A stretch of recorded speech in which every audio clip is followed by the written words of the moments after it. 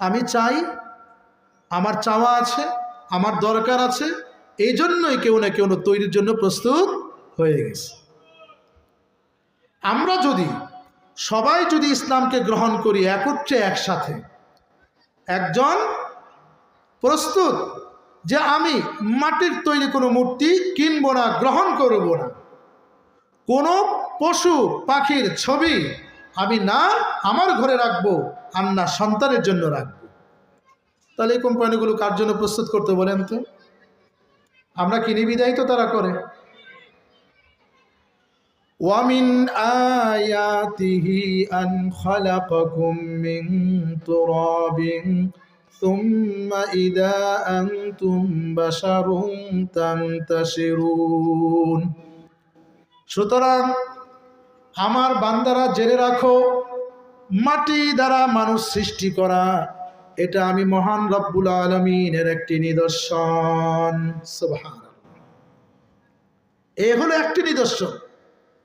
এবার আসুন দ্বিতীয় নিদর্শন কি? ওয়ামিন আয়াতিহি খালকুস সামাওয়াতি ওয়াল আরদ। দ্বিতীয় নিদর্শন হলো আমি আল্লাহ আসমান সৃষ্টি করেছি, আমি আল্লাহ জমিনও সৃষ্টি করেছি। সুবহানাল্লাহ। আসমান কে সৃষ্টি করেছে? একটু জোরে বলেন না, কে? জমিন কে সৃষ্টি করেছে?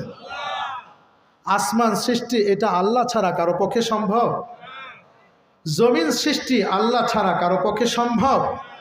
জমিন কেউ সৃষ্টি করতে পারবে না, জমিন হয়তো আবিষ্কার করতে পারবে, আগে পানিতে ছিল এখন উঠে গেছে, অথবা আবাদ করতে পারবে, আগে অনাবাদি ছিল এখন আবাদ করছে।